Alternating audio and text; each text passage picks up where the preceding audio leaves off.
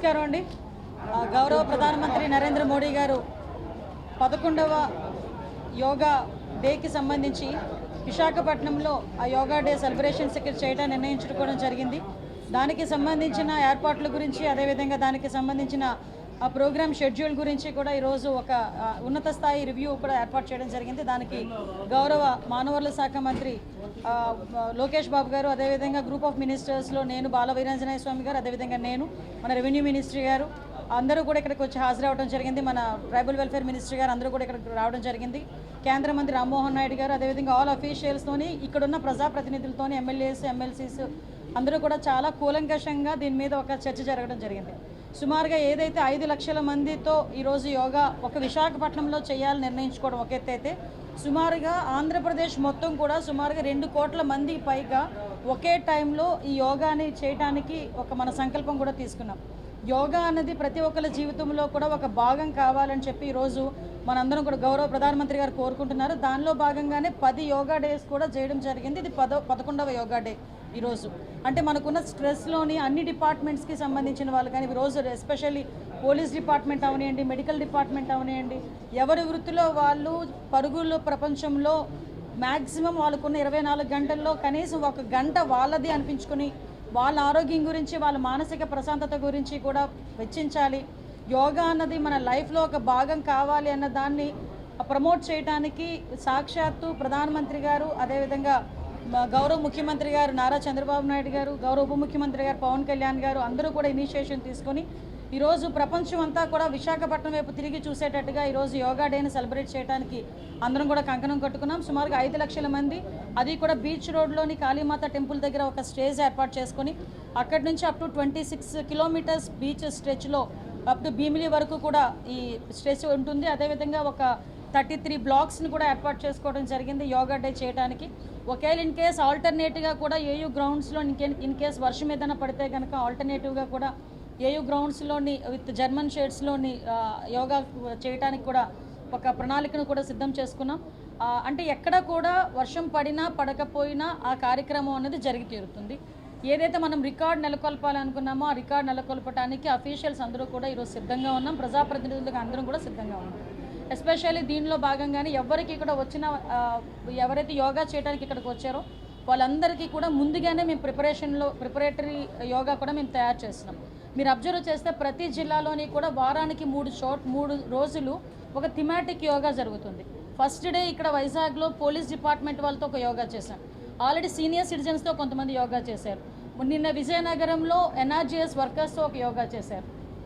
అదేవిధంగా రేపొద్దున్న 12ని అనకాపల్లి జిల్లాలో పరిశ్రమలలో ఉన్న ఎంప్లాయీస్తో, ఇండస్ట్రియల్ ఎంప్లాయీస్తో ఒక యోగా నిర్వహించబోతున్నాం.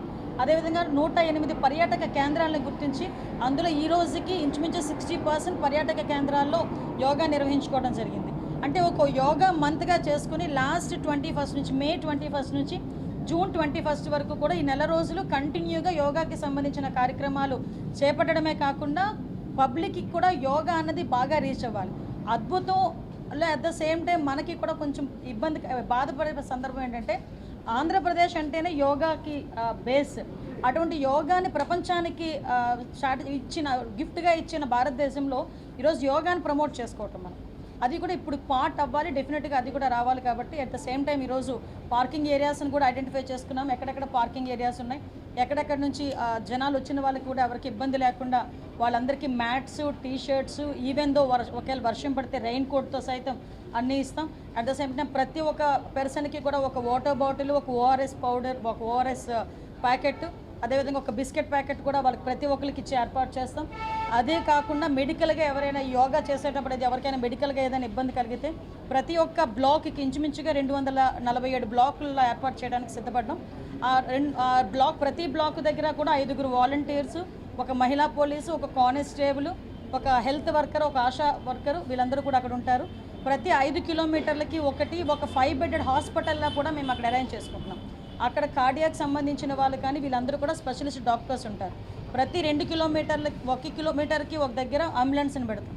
సో ఎక్కడ కూడా స్టాంపెడ్స్ అవ్వకుండా, ఎక్కడా కూడా ఎటువంటి మెడికల్ ఇష్యూస్ జరగకుండా, ఎక్కడ ఎటువంటి అవాంఛనీయ సంఘటనలు జరగకుండా అన్ని డిపార్ట్మెంట్ల వాళ్ళని కూడా కోఆర్డినేట్ చేసుకుంటాం.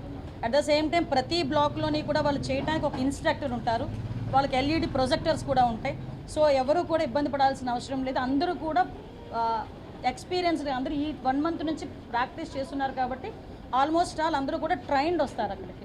దీన్ని ఇక్కడతో క్లోజ్ చేయడం కాదు చంద్రబాబు నాయుడు గారి తాలూకా ఉద్దేశం. దీన్ని ఇంకొంచెం ప్రమోట్ చేయాలి, అందరిలోని కూడా అవేర్నెస్ క్రియేట్ చేయాలి. సో దీన్ని కంటిన్యూ చేయాలనే మంచి తపనతో గౌరవ ముఖ్యమంత్రి గారు ఉన్నారు, గౌరవ ప్రధానమంత్రి గారి ఆధ్వర్యంలో. సో దీనికి పత్రికా రంగంగా ఉన్న మీరందరూ కూడా సహకరించండి. మీ అందరి ద్వారా కూడా దీని వైడ్ పబ్లిసిటీ రావాలని మనస్ఫూర్తిగా కోరుకుంటున్నాను. ఇప్పుడు ఆల్మోస్ట్ అన్నీ బ్లాక్ చేసుకుంటున్నామండి గవర్నమెంట్ పరంగా. ఇప్పుడు ప్రధానమంత్రి గారి ప్రోగ్రామ్ దట్టు గవర్నమెంట్ ప్రోగ్రామ్. ఇక్కడ ఉన్న వైజాగ్లో ఉన్న ఆల్ హోటల్స్ వాళ్ళు కూడా మాకు కోఆపరేట్ చేస్తున్నారు. వాళ్ళే స్వచ్ఛందంగా వచ్చి బ్లాక్ చేసుకునే పరిస్థితి కూడా కనిపిస్తుంది.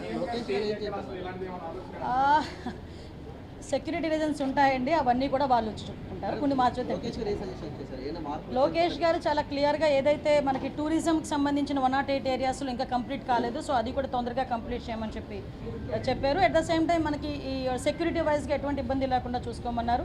ఇప్పుడు మనకేంటంటే ఇందులోని వర్షం పడితే అలాగే ప్లాన్ ఏ ప్లాన్ బి 2 ఉంటాయి.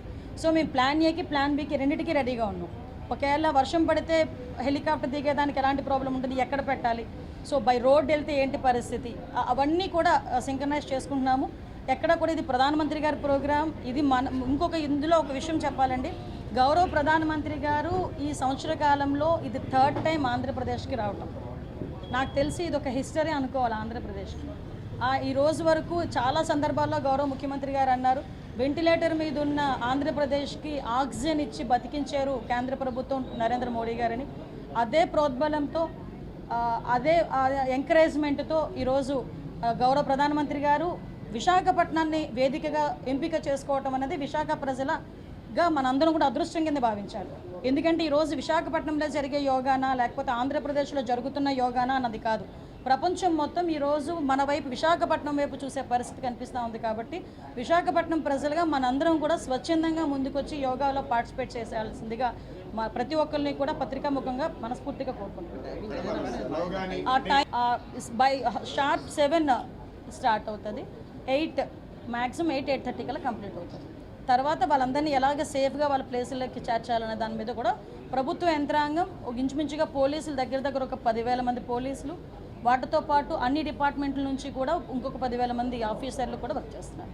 ప్రతి ఒక్క బ్లాక్కి కూడా ఒక ఎంఆర్ఓ పొజిషన్, ఒక గెజెట్ ఆఫీసర్ని వాళ్ళకి పెడతారు. స్కూల్స్ కూడా నాకు తెలిసి స్కూల్ పిల్లలు కూడా ఇందులో ఇన్వాల్వ్ అవుతారు. ఎందుకంటే అబవ్ 14 years ఎవరైనా ఇందులో పార్టిసిపేట్ చేయొచ్చు. కాబట్టి ఆ రోజు స్కూల్ పిల్లలు కూడా దగ్గర ఇంచుమించుగా పార్టిసిపేట్ చేస్తారు. కాబట్టి స్కూల్స్ మేము అవన్నీ ఇంకా గవర్నమెంట్ ఇంకా 10 days టైం ఉంది. కొన్ని నిర్ణయాలు మీ సూచనలు అన్నీ కూడా మేము తీసుకుంటాం. మ్యాక్సిమం అంటే ఏ ప్లేస్లో వాళ్ళు చేస్తూ ఉంటారు, మొత్తం స్టేట్ మొత్తం జరుగుతుంది, మొత్తం కంట్రీ మొత్తం జరుగుతుంది. Next at the same time ప్రపంచవ్యాప్తంగా ఉన్న చాలామంది కొంతమంది పార్టిసిపేట్ చేస్తున్నారు, కొంతమంది వర్చువల్గా పార్టిసిపేట్ చేస్తున్నారు. కాబట్టి ఎంతవరకు నాకు తెలిసి మన చుట్టుపక్కల అది సరిపోతుంది. బట్ ఇంకా ప్లానింగ్ ఇంకా కొంచెం ముందు ఉంటుంది. ఓకే.